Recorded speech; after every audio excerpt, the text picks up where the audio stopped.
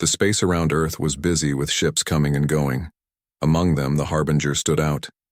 It was not beautiful like the passenger ships or practical like the cargo vessels. The Harbinger was built for war. Its dark hull was scarred from past battles, and its weapon systems were some of the most advanced in the human fleet. Captain Eric Mason walked through the ship's corridors with purpose. His boots made a steady rhythm on the metal floors. 20 years in space had taught him to move with confidence even when he wasn't sure what lay ahead. Today's mission briefing had been unusual. First contact scenarios typically went to diplomatic ships, not battle cruisers. Eric entered the command center where his senior officers waited. The room fell silent as he took his place at the head of the table. "Let's get started," he said, activating the holographic display. "As you know, we've been reassigned from patrol duty. Our new mission is unconventional." Lieutenant Kate Russell, his tactical officer, leaned forward. Her red hair was pulled back in a tight bun, and her green eyes narrowed as she studied the mission details. "First contact, sir?" "That's not our usual assignment." "No, it's not," Eric agreed. "But this isn't a usual situation." The display showed a star system that none of them recognized, a yellow sun with 9 planets. The third planet was highlighted. "This is Craxus 9, Eric explained. 3 weeks ago, our deep space monitoring stations picked up communications from an alien species called the Aldari. They were discussing a rescue mission to this planet." Security Chief Alan Parrish crossed his arms. He was a large man with dark skin and a perpetual frown. "Rescue from what?" "From the planet itself," Eric said. "According to the Aldari, Craxus 9 is what they call a death world. High gravity, toxic atmosphere, extreme temperature shifts, dangerous wildlife. The kind of place where life struggles to evolve past simple forms." Science Officer Liam Garcia adjusted his glasses.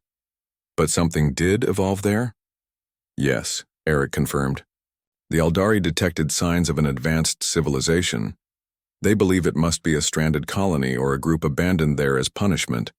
They can't imagine any species naturally evolving intelligence in such harsh conditions." The officers exchanged glances.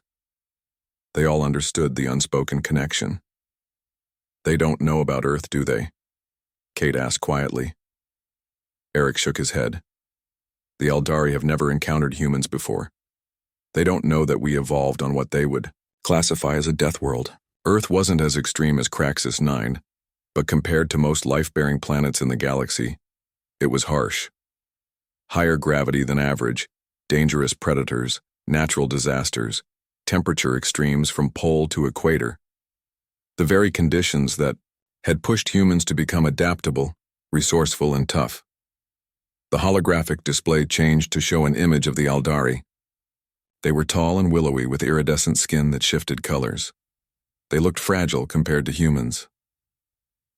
Earth Command intercepted their communications and made a decision, Eric continued. "Instead of letting the Aldari rescue these beings, we're going to make contact first." Communications Officer Olivia Martinez spoke up. She was younger than the others, but her skills with languages and communication systems had earned her a place on the senior team. "But why send us? Why not a diplomatic vessel?" Admiral Samantha Lee's voice answered as her hologram appeared above the table. "Because diplomats don't understand what these people are facing. You do." The Admiral was in her 60s, her hair gray and her face lined, but her eyes were sharp as ever. She had been one of Eric's mentors when he first joined the fleet. "The Harbinger was chosen specifically for this mission," she continued. "Your ship has the most advanced defensive systems in the fleet. Your crew has experience in extreme environments. And Captain Mason, your background in xenoanthropology makes you uniquely qualified to assess whether these Deathworlders are potential allies." Eric had studied alien cultures before joining the military. It was a part of his background that rarely came up in his current role. "What about the Aldari?"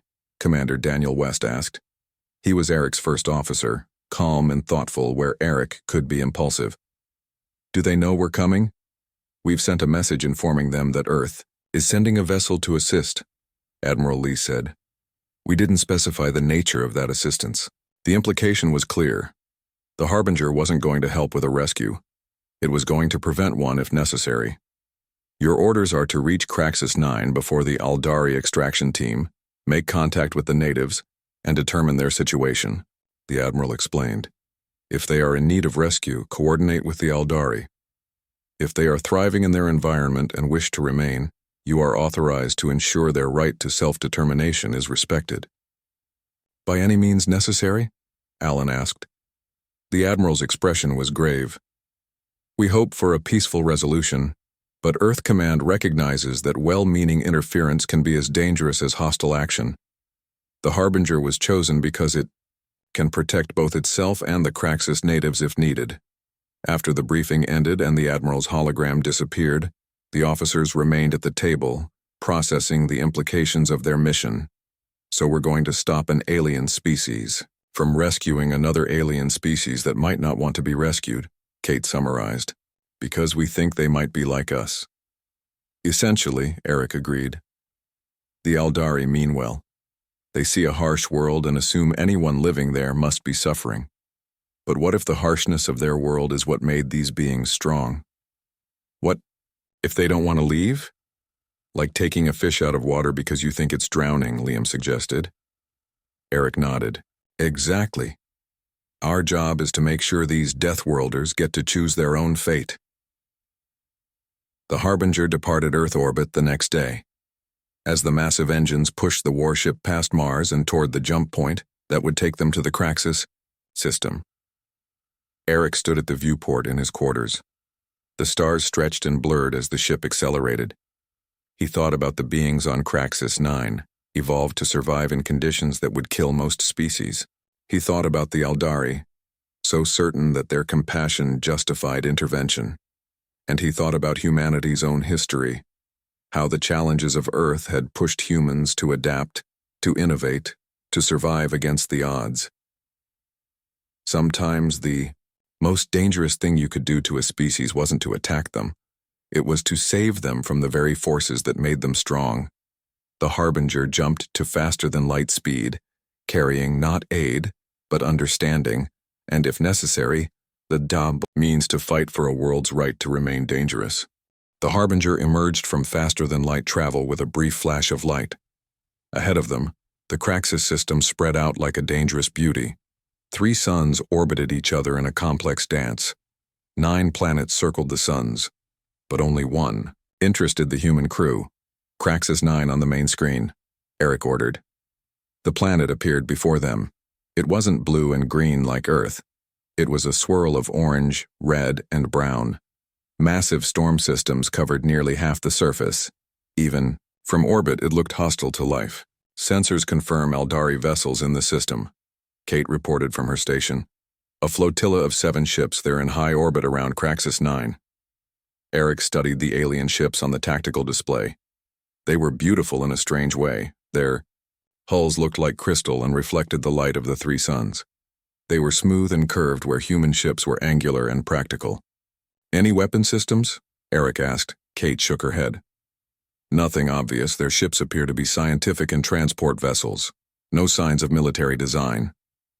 Open a channel, Eric said to Olivia. Let's introduce ourselves.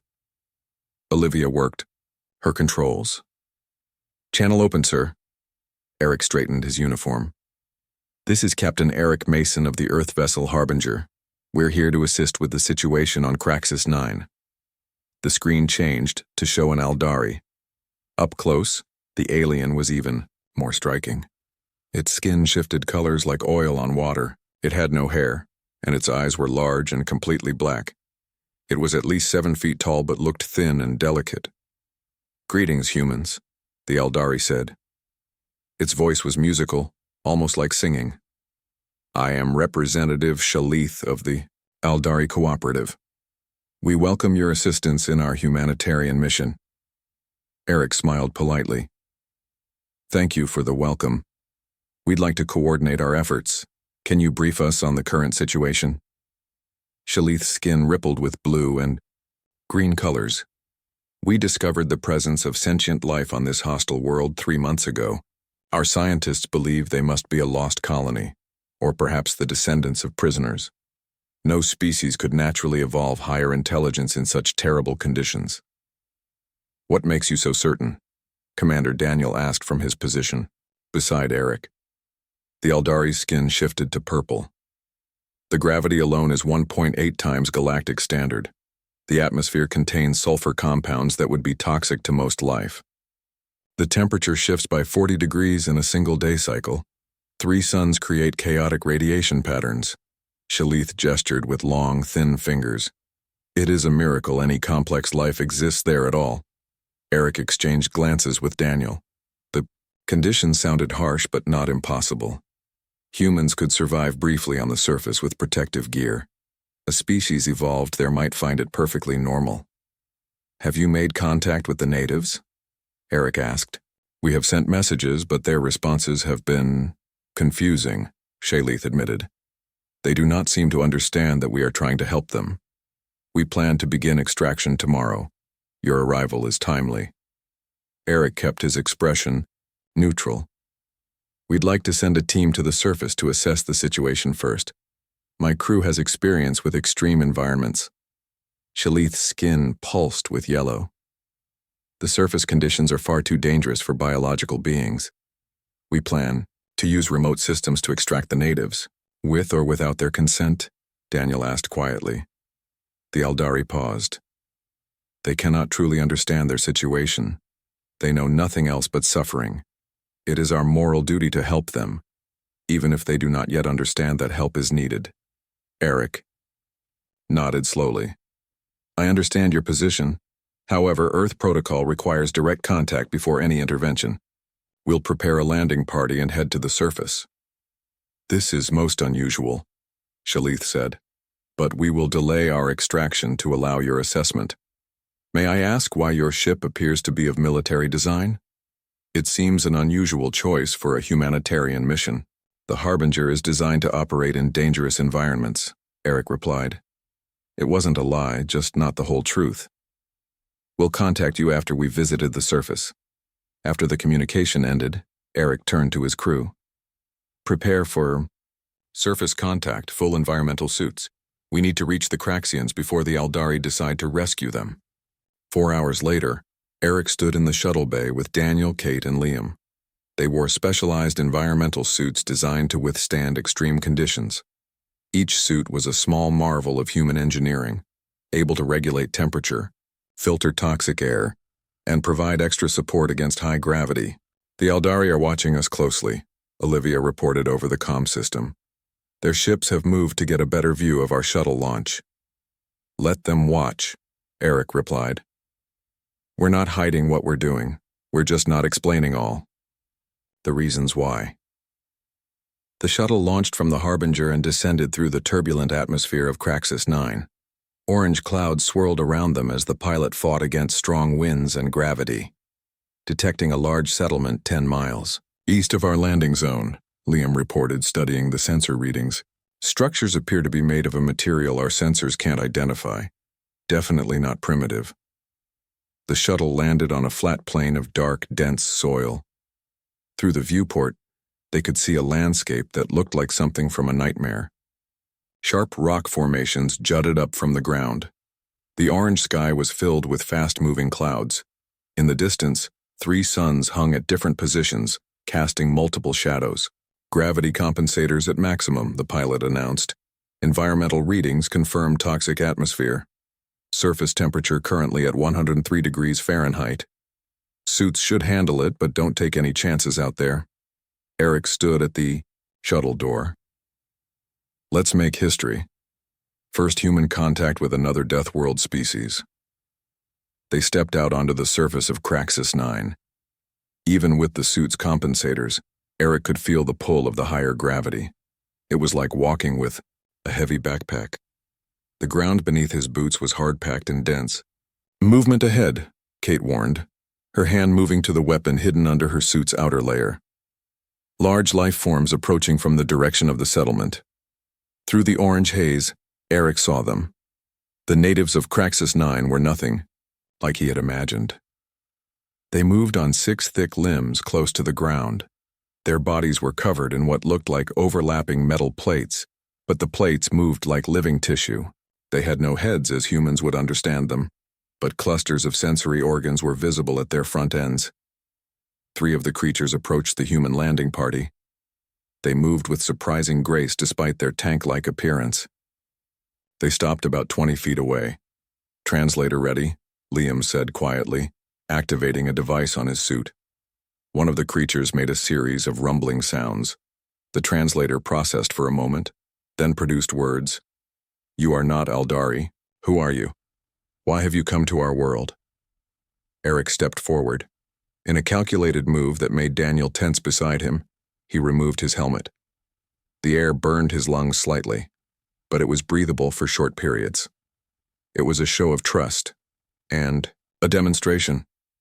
"I am Captain Eric Mason from the planet Earth," he said clearly. "We came because we heard the Aldari wanted to rescue you from your world. We wanted to ask if you want to be rescued." The Craxian's sensory clusters quivered. The translator converted more rumbling sounds. "Rescue from what? This is our home." Eric stood before the Craxians, the harsh air of their world burning his lungs slightly. He took shallow breaths as he studied the alien beings. Their metal-like plates shifted and moved as they breathed. They were perfectly adapted to this world that would kill most other species. "You removed your protection," one of the Craxians said through the translator. "The Sky Dancers never do this. They say our air is poison." "For them, it probably is," Eric replied, carefully putting his helmet back on. "For me, it's uncomfortable, but not immediately deadly. Our worlds have some things in common." The lead Craxian moved closer. "I am Supreme Architect Morok of the Craxian Collective. You still have not explained why you are here if not to rescue us." Eric glanced at his team before answering. "The Aldari believe your world is killing you. They want to take you somewhere easier to live. We came to ask what you want." Morok's plates rippled in what might have been amusement. "The Sky Dancers do not understand. They live on gentle worlds with constant temperatures and light gravity. They think all life wants the same." "We understand," Daniel said, stepping forward. "Humans evolved on a world that other species consider harsh, not as extreme as yours, but challenging enough to force us to adapt and grow strong." The Craxians seemed to confer among themselves, making low, rumbling sounds that the translator couldn't pick up. Finally, Morok turned back to the humans. "You will come to our city. We have much to discuss before the Sky Dancers try again to save us." The human team followed the Craxians across the dark plane toward the massive structure they had seen from orbit. As they walked, Liam took readings with his portable scanner. "These readings are fascinating," he said quietly to Eric. The Craxians' outer shells contain a biological metal compound. Their bodies naturally process minerals from their environment to create armor, and their internal systems are built to withstand the crushing gravity. "An incredible adaptation," Eric agreed. "No wonder the Aldari can't understand them. They evolved in completely different conditions." They reached the edge of the Craxian city. It was unlike any human settlement. The buildings were low to the ground and spread out rather than built upward. They appeared to be made of the same metal-like material as the Craxians' shells. Everything was designed to withstand the extreme gravity and violent storms. Morok led them into a large central structure. Inside, the walls were covered in intricate designs that might have been writing or art or both. Other Craxians moved about on various tasks. Some were smaller than Morok, perhaps younger or a different type. "This is our central hub," Morok explained. "From here, we coordinate all aspects of our collective." "Your civilization seems highly advanced," Kate observed. "How long have you been building this city?" "Our records go back 20,000 cycles of the primary sun," Morok replied. "But we were creating tools long before that." Eric was impressed. The Craxians had a civilization older than human recorded history, all built in conditions that the Aldari considered impossible for intelligent life. "The Sky Dancers first appeared 5 cycles ago," Morok continued, leading them into a circular chamber with a depression in the center, where several Craxians were gathered. "They sent messages about taking us to a better place. We tried to explain that we do not wish to leave, but they do not listen. They believe we cannot possibly be happy here." They think you're suffering, Daniel said. They can't imagine evolving in these conditions. What the Sky Dancers call suffering, we call life, a different Craxian said. This one's voice translated as slightly higher pitched. The pressure of our world shaped us. The storms taught us to build strong. The heat and cold pushed us to adapt. Without these challenges, we would not be Craxians. Eric nodded. Humans have a similar philosophy. That which does not kill us makes us stronger. The challenges of our world pushed us to innovate, to overcome, to reach for the stars. Yes, Morok agreed. You understand what the Sky Dancers cannot. Suddenly Eric's communicator beeped. He answered it to hear Olivia's urgent voice. Captain, the Aldari are deploying vessels toward the surface. They're not waiting any longer. They say their scans show you removed your helmet, and they believe you're being affected by the toxic atmosphere, making poor decisions. Eric frowned. Tell them we're fine and request they hold position until we complete our assessment. I tried, sir, Olivia replied. They're not listening. They say they have a moral obligation to proceed with the extraction. What does this mean? Morok asked, sensing the tension. The Aldari are coming down to rescue you, Eric explained. They think we're being affected by your atmosphere and making bad decisions by talking to you instead of evacuating you immediately. The Craxian's plates rattled in what the humans were beginning to recognize as agitation. We do not wish to leave our world, Morok stated firmly. The Sky Dancers have no right to force us. Eric made a quick decision. Olivia informed the Aldari that the Craxians are under Earth's protection now. Any attempt to remove them against their will is a violation of their rights as sentient beings. Yes, sir, Olivia responded. And if they proceed anyway? Eric looked at his team, then at the Craxians. Then the Harbinger will demonstrate why it wasn't designed as a rescue vessel. Liam's scanner began beeping rapidly. Captain, I'm detecting energy signatures entering the atmosphere. The Aldari ships are deploying some kind of field generators. What are they doing? Kate asked, her hand moving to her weapon. According to my readings, Liam said grimly, they're creating localized fields that would render the Craxians unconscious. They're planning to take them while they're unable to resist.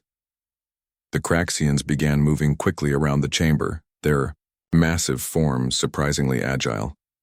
We have shelters designed to block outside energy, Morok said, but not all of our people can reach them in time. Eric touched his communicator again. Olivia, tell Commander Harris to target those Aldari field generators. Disable them with precision strikes, no damage to the vessels themselves if possible. Understood, Captain, Olivia replied. The Harbinger is moving into position now. High above the orange clouds of Craxus 9, the human warship that had seemed so out of place for a first contact mission revealed its true purpose. The Harbinger's weapon systems came online, targeting the Aldari field generators with surgical precision.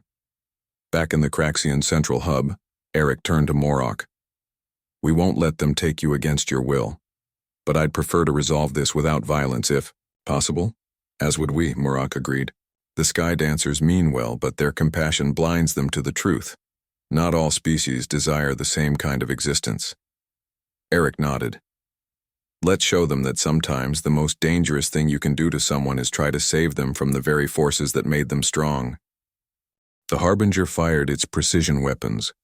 Bright beams of energy cut through Craxus 9's orange clouds, striking the Aldari field generators. The shots were careful and exact. They disabled the generators without damaging the Aldari ships themselves. In the Craxian central hub, Eric watched the situation unfold through updates from Olivia. The Aldari field generators are offline, she reported. Their ships are pulling back to a higher altitude. They're hailing us, Captain. Representative Shalith is demanding to speak with you. Put them through to my communicator, Eric ordered. Shalith's voice came through, no longer musical but sharp with alarm. Captain Mason, explain your actions immediately. You have interfered with a humanitarian mission authorized by the Aldari Cooperative Council. Your humanitarian mission was not requested by the Craxians, Eric replied firmly. I'm standing in their central city right now. They have made it clear they do not wish to leave their world. They cannot possibly understand what is best for them, Shalith insisted. And you removed your protective gear earlier. Your judgment is clearly impaired by the toxic atmosphere. Eric took a slow breath. My judgment is perfectly sound, Representative. The Craxians are not stranded colonists or abandoned prisoners. They evolved on this world. It shaped them, and they are perfectly adapted to live here. There was a pause before Shalith responded. That is impossible. No intelligent species could evolve in such conditions. And yet they did, Eric said. Just as humans evolved on a world that you might consider harsh. Not as extreme as Craxus 9, but challenging. Enough that species like yours would find it difficult to survive there. Another long pause. When Shalith spoke again, their voice was different. You are Deathworlders too? We prefer the term challenge adapted, Eric replied. And yes, Earth would likely be classified as a death world by your standards, which is why we understand something you don't. The conditions you see as obstacles can be the very forces that drive evolution and advancement. Morok moved closer to Eric. Let me speak to the Sky Dancer, the Craxian requested.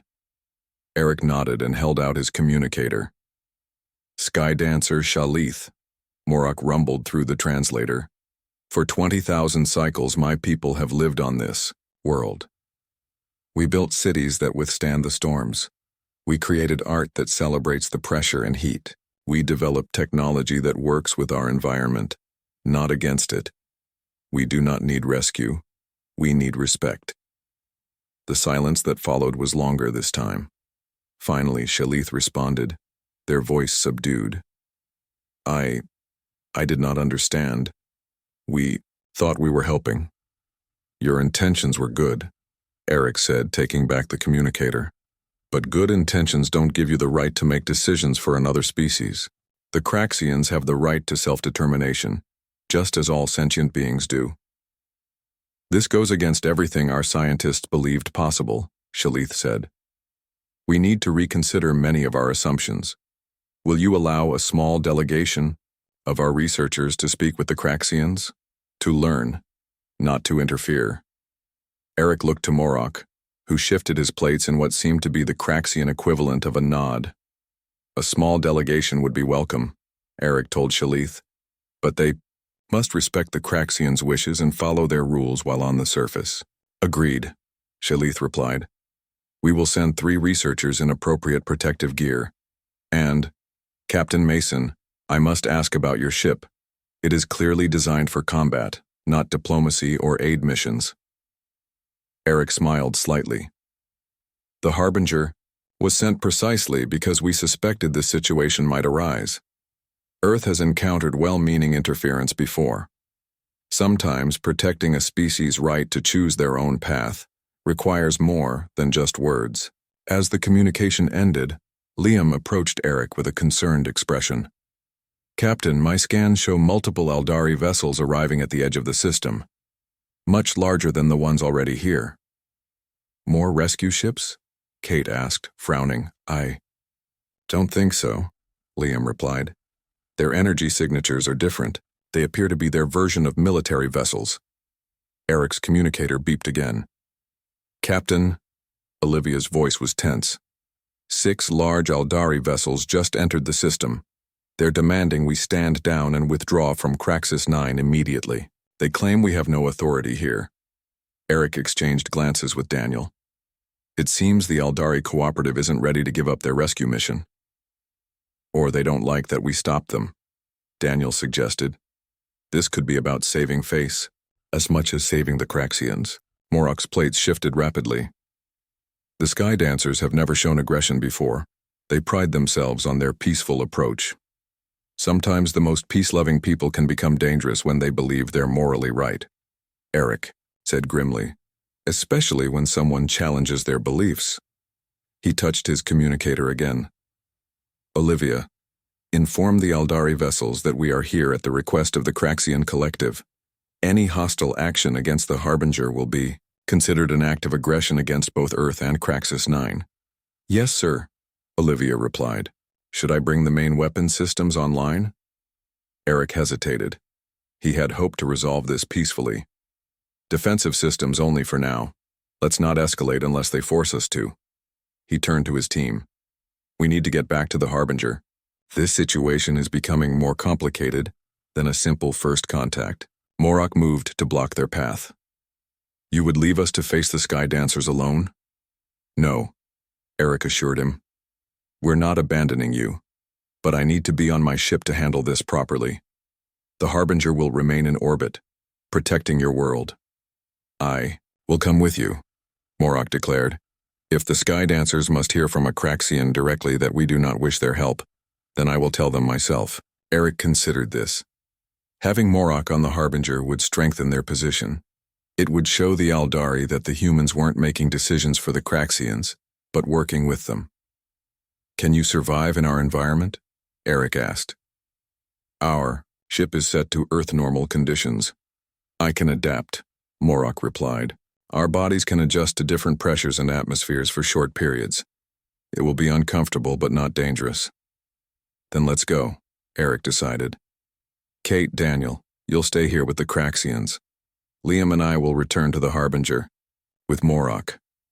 As they made their way back to the shuttle, Eric's mind raced with possibilities. The Harbinger was a powerful warship, but they were far from Earth and potentially outnumbered. If the Aldari decided to force the issue, things could get ugly. Yet he couldn't help but feel that this moment was important. Two Deathworld species meeting for the first time, both understanding something that the Aldari could not. That strength came from challenge, that adaptation required pressure, that the harshest worlds often produce the most resilient life. The shuttle lifted off from Craxus 9's surface, carrying Eric, Liam, and Morok toward the Harbinger. Through the viewport, Eric could see the Aldari ships moving into position around the planet. Their crystal-like hulls no longer seemed so beautiful. Now they looked like barriers between the Craxians and their freedom to choose their own fate. In our history, Morok said suddenly, there is a story of a time when some Craxians tried to make our world easier. They built domes where the gravity was lighter and the air was cleaner. Those who lived in the domes grew weak. When a great storm came, the domes broke, and those inside could not survive in the world outside. Eric nodded. We have similar stories. Our world taught us harsh lessons too. That's something the Aldari have never had to learn. The shuttle docked with the Harbinger, and Eric prepared to face the Aldari fleet. He had come to make first contact with fellow Deathworlders. Now he might have to protect them from those who couldn't understand that sometimes the most dangerous ship wasn't the one that came to destroy you, but the one that came to save you from the very forces that made you strong. The Harbinger's bridge was quiet as Eric entered with Liam and Morok. The crew tried not to stare at the massive Craxian, but few could hide their surprise. Morok moved slowly, his 6 limbs carefully placed on the metal floor. The lower gravity on the human ship made him almost graceful compared to his movements on Craxus 9. Status report, Eric ordered as he took his command chair. 6 Aldari vessels in formation around the planet, sir, Olivia reported. They're maintaining position, but their weapon systems are active. Their commander is requesting to speak with you. Put them on screen, Eric said. The main view screen showed an Aldari different from Shalith. This one's skin was darker, with patterns of red and gold. Their posture was stiffer, more formal. I am High Protector Zarel of the Aldari Cooperative, the alien announced. You have interfered with an authorized humanitarian mission and attacked Aldari vessels. Withdraw from this system immediately or face consequences. Eric remained calm. High Protector, we disabled field generators that were being used to force unconscious a sentient species against their will. We did not damage any of your ships. As for withdrawing, I'm afraid I can't do that. This is not your concern, human, Zarel said coldly. The Craxians require relocation for their own safety and well-being.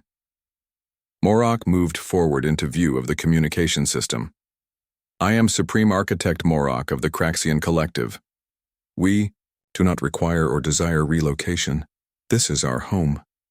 Zarel's skin flashed with colors of surprise. You brought one of them aboard your vessel? The toxic compounds in their body chemistry could damage your ship's systems. The Craxians are not toxic, Eric replied. They're simply different, adapted to conditions you find unimaginable, just as humans are. You claim to speak for this species, yet you know nothing about them, Zeril insisted. Our scientists have studied worlds like Craxus 9 for centuries. No intelligent life can evolve naturally in such conditions. These beings must be relocated to a suitable environment where they can truly thrive. Morok's plates rattled. We are thriving now. The pressure of our world made us strong. The storms taught us to build. The heat forged our minds. Without these challenges, we would not be Craxians. Eric nodded. High Protector, both humans and Craxians evolved on worlds that your people would consider hostile. We understand something that perhaps your species never needed to learn. Adaptation to difficulty creates strength. Zeril was silent for a moment. This goes against all our scientific understanding. Then perhaps your understanding is incomplete, Eric suggested. Supreme Architect Morok has agreed to share knowledge with your scientists. You could learn from each other instead of imposing your will. And if we choose to proceed with the relocation anyway? Zeril asked. Your single ship cannot stand against 6 of ours. Eric's expression hardened. The Harbinger may be just one ship, but it was designed to fight under the harshest conditions. Just like its crew. Just like the Craxians. We know how to survive against the odds. He leaned forward in his chair. But more importantly, if you force this issue, you will have made an enemy not just of Earth, but of every Deathworld species in the galaxy. Do you really want to discover how resourceful we can be when threatened? The bridge was silent as everyone waited for Zeril's response.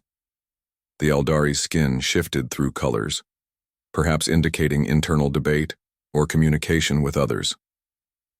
Finally, Zeril spoke. We will reconsider our approach. A small scientific delegation will be permitted to meet with the Craxians, as previously agreed with Representative Shalith. The extraction mission is suspended pending further review. Eric nodded. A wise decision, High Protector. We look forward to a peaceful exchange of knowledge. As the communication ended, the tension on the bridge eased slightly. The Eldari ships began moving back, taking up positions farther from the planet. They're standing down their weapon systems, Olivia reported with relief. For now, Eric said. But I doubt this is over. The Eldari seem deeply committed to their beliefs about what environments are suitable for intelligent life. Morok turned his sensory cluster toward Eric. You risked conflict to defend our right to our world. The Craxian collective will not. Forget this. Earth understands what it means to face difficult conditions, Eric replied. We've had our own struggles with well-meaning interference in our past. Sometimes the greatest threat isn't hostility, but patronizing compassion. Over the next 3 days, a careful exchange began. A small team of Eldari scientists visited the Craxian city, protected by special suits. They were clearly shocked by what they found. Not a suffering colony desperate for rescue, but a thriving civilization that had embraced the challenges of their world. Meanwhile, Eric contacted Earth Command to report on the situation. Admiral Lee's hologram appeared in the Harbinger's conference room where Eric, Daniel, and Morok waited. You've done well, Captain, the Admiral said after hearing the full report. The Eldari have contacted Earth directly. They're disturbed by what they've learned, but also intrigued. This could be the beginning of an important relationship. What about the Craxians? Eric asked. Admiral Lee smiled. Earth Command is proposing a formal alliance between our worlds. The first alliance between Deathworld species. We have much to learn from each other. And much to teach the rest of the galaxy, Morok added. The Sky Dancers see only the hardship of our worlds. They do not understand how it shapes us, strengthens us, drives us to overcome. The Admiral nodded. Exactly, which brings me to your new orders, Captain Mason. The Harbinger will remain at Craxus 9 as Earth's official representative while we formalize our alliance. And after that? Eric asked. After that, the Admiral's expression became serious. You have a new mission. The Eldari databases mention other potential death worlds they've been monitoring. planets where they've detected signs of intelligence that they believe must be rescued. Eric understood immediately. You want us to find these worlds before the Aldari can interfere. We're calling it Operation Crucible, Admiral Lee confirmed. A specialized mission to reach Deathworld species and ensure they have the right to determine their own fate. The Harbinger will lead this effort. As the Admiral's hologram faded, Eric turned to Morok. It seems our meeting was just the beginning. A beginning that will change the galaxy, Morok rumbled. For too long, species like the Aldari have defined what life should be, what conditions are acceptable, what paths evolution should take. They never understood that the crucible makes the blade stronger. Eric nodded. On Earth, we have a saying, smooth seas do not make skilled sailors. A wise saying, Morok agreed. The Craxians will join your Operation Crucible. Together, we will find others like us. As the Harbinger maintained its orbit around Craxus 9, Eric looked out at the orange planet below. What the Aldari saw as a hostile death trap, he now saw as a crucible of strength and innovation. Somewhere across the galaxy, other Deathworlders were facing their own challenges, growing stronger with each obstacle overcome. And when the well-meaning ships came to save them from the very forces that made them strong, they would find the Harbinger waiting, not to fight, not to rescue, but to stand with them in their right to choose their own path among the stars.